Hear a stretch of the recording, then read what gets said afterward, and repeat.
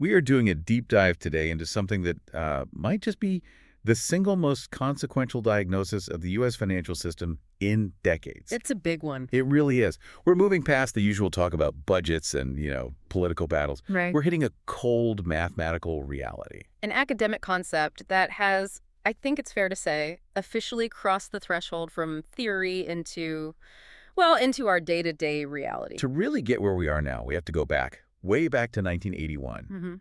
Two economists, Thomas Sargent and Neil Wallace, they published this paper. The title was Some Unpleasant Monetarist Arithmetic. It sounds incredibly dry, I know, but the finding was nothing short of explosive. They proved this paradox. The paradox. Yeah. That if government debt gets massive, structurally huge, and unsustainable, the central bank's ability to do its job, to fight inflation by raising rates, it doesn't just get weaker, it vanishes. And here's the part that really should stick with you. Yeah. The core finding is that raising interest rates today to cool down inflation can paradoxically guarantee higher inflation down the road. It sounds completely backwards. It does, but the math is it's unforgiving. It's all about the mechanism. Explain that mechanism. Well, when the Fed raises rates, it immediately cranks up the interest payments the government owes on its mountain of debt. Okay. And if the Treasury can't cover those new higher costs, they're not suddenly going to generate massive tax surpluses or slash spending. Which they won't. Exactly. Then the central bank is eventually forced into a corner. It has to become the financier of last resort. Meaning they have to monetize the debt. Print the money. Print the money to cover the Treasury's interest bill. So the tight money policy from today forces a loose money policy tomorrow. Tight now equals loose later. And Sargent and Wallace showed that later arrives a lot faster than anyone thinks. For 40 years, this was a thought experiment, a scary bedtime story for economists. And today, based on the numbers we're looking at, it is the operating reality of the Federal Reserve. That is a huge claim. That monetary policy is now basically a hostage to fiscal needs. And you can't really grasp it until you see the numbers, the terrifying numbers. They really are. I want to start with just one figure because it defines exactly how little room we have to maneuver. And that number is 19%. 19%. That's the inflection point we've already blown past. That is the slice of all federal tax revenue that now goes just to interest payments. On past borrowing. On past borrowing. So think about that. Nearly one of every $5 the government collects from taxes, from fees, from you, it's immediately gone. It's just to service the debt. It doesn't fund anything. No soldiers, no bridges, no Social Security checks, nothing. The opportunity cost is it's staggering. It is. When 19% of your revenue is gone before you even start, you have to ask, what is the government not funding?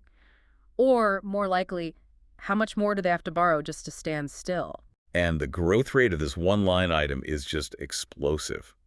For fiscal year 2025, projections show the U.S. government will spend, $970 billion. $970 billion on net interest payments. Just to put that number into perspective, that is more than the entire defense budget.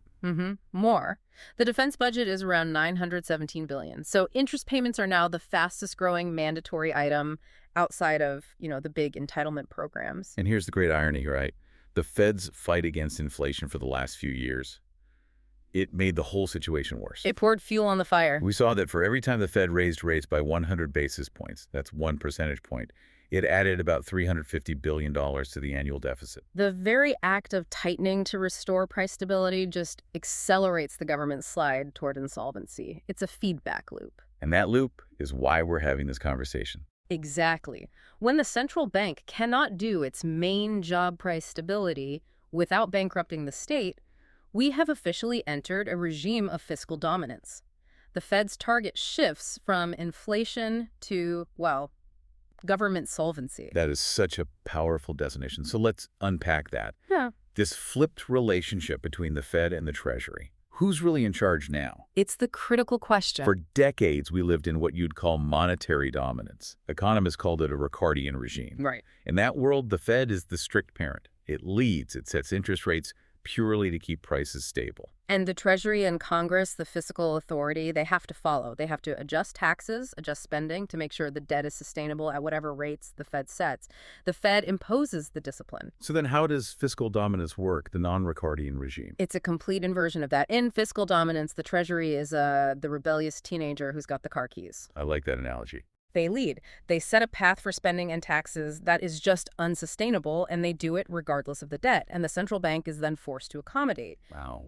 Either by straight-up monetization printing money or, more subtly, by keeping rates artificially low to stop the interest costs from exploding. So as Sergeant Wallace proved, if the Fed tries to be the strict parent and raise rates, the budget doesn't balance through spending cuts. No.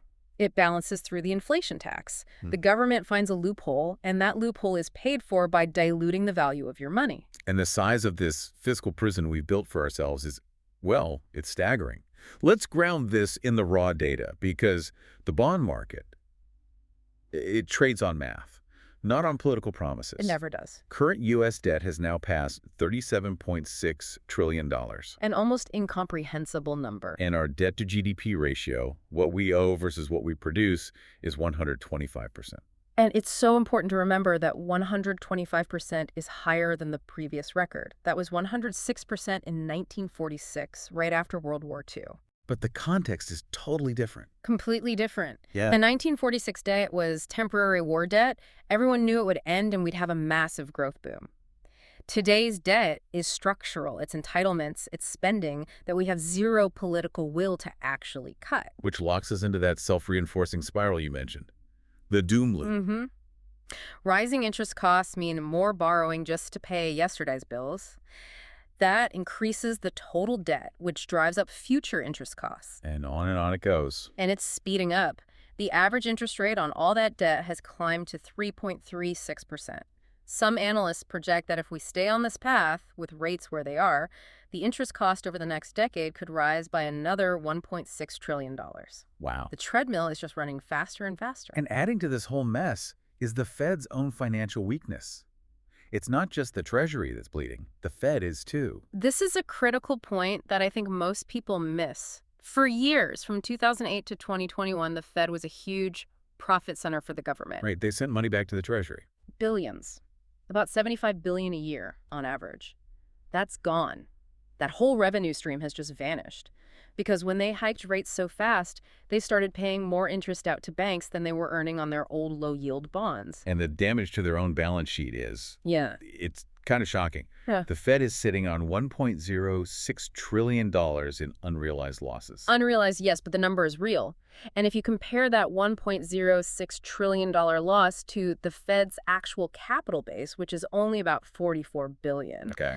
the losses are 24 times the Fed's total capital. Now, they can't go insolvent like a normal bank, but the political and credibility damage is immense. How does that actually impact their inflation fight? Well, it makes them politically vulnerable, and they're no longer sending profits to the Treasury. They're now running with this $242.7 billion deferred asset. Which is basically a giant IOU to themselves. It is. They have to earn back $250 billion before they send another dime to the Treasury.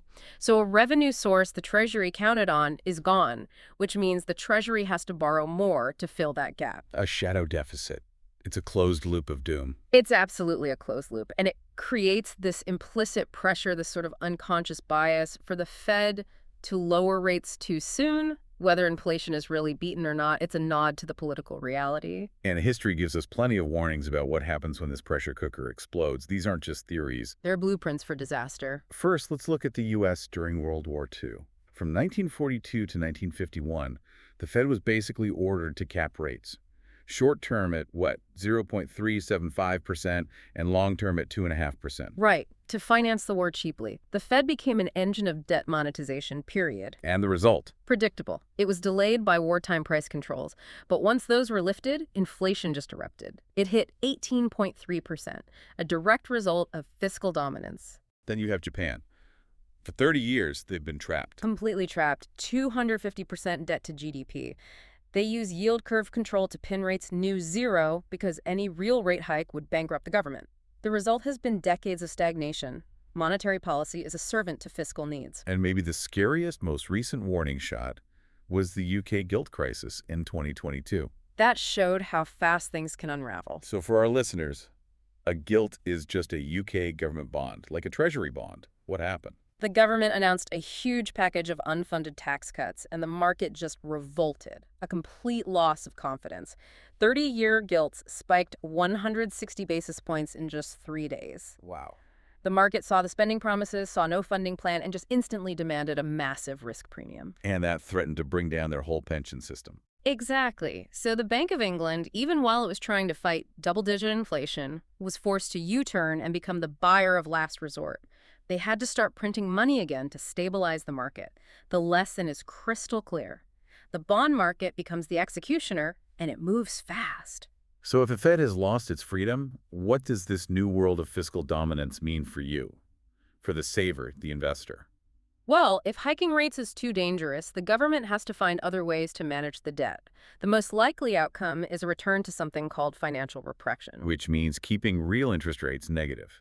So the interest you earn is less than the rate of inflation. Precisely. Your savings lose purchasing power over time. It can include forcing captive audiences, think pension funds, insurance companies, to buy more low-yielding treasuries than they'd want to.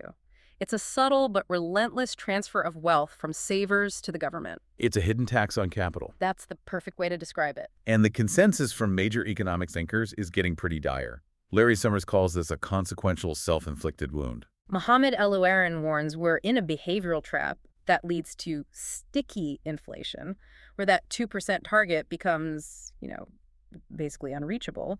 And Nouriel Roubini, he predicts a great stagflationary debt crisis. Because the ultimate risk here is confidence. It's trust in the system itself. And we've said before, trust erodes slowly, then suddenly. That we should be balanced here. There are a couple of powerful arguments for why the U.S. can kick this can down the road for a while. Right. Okay, so what are the counter-arguments? The first, and the biggest, is the dollar's exorbitant privilege. The world's reserve currency. It's still the global safe haven. It's, 58% of global reserves, 88% of all foreign exchange trades. That status is huge. It lets the U.S. borrow more and for longer and more cheaply than any other country on Earth. But isn't that privilege fading? We've seen a slow-motion de-dollarization effort for years now. We have. It's a slow bleed, not a sudden event, but it's real. The question is whether there's a viable alternative. And so far there isn't. So that grants the U.S. a significant, though not eternal, stay of execution. And the second argument. The hope for a growth miracle, a supply-side miracle, maybe AI, maybe energy deregulation, something that boosts GDP growth, what economists call G so high that it's above the interest rate, or I. And you can grow your way out of the debt. In theory, yes. If your economy is growing faster than your interest bill, the debt becomes more manageable over time. But many analysts believe the massive spending bills from 2025, like the OBBBA, will actually result in lower long-term growth by crowding out private investment. So that's a long shot. So we have the math of fiscal ruin on one side and the geopolitical reality of the dollar's power on the other. What's the final verdict on the Fed's freedom? I think it's this. The Federal Reserve has not lost control of inflation itself. Not yet. But it has absolutely lost the freedom to fight inflation with its best tools without risking a fiscal catastrophe. And that is the very definition of fiscal dominance. Made real. The math, as we said, is inexorable. The legislative actions in 2025 locked it in. The OBBBA added over $4.1 trillion to the debt. The subsequent $5 trillion debt ceiling hike. That was the end of any pretense of fiscal discipline. That was the point of no return. I believe so. Those actions, plus the Fed's own bleeding balance sheet, plus that crushing 19% interest-to-revenue ratio. It all means the central bank is no longer an independent actor. Its primary function, whether stated or not, is now debt accommodation. This entire system is now driven by one single question. It's an impossible dilemma. It's the framework everyone needs to use from here on out. So we'll leave you with that final thought. The system has been engineered into a conflict where you can't have both. The impossible dilemma is now inflation or solvency. Pick one.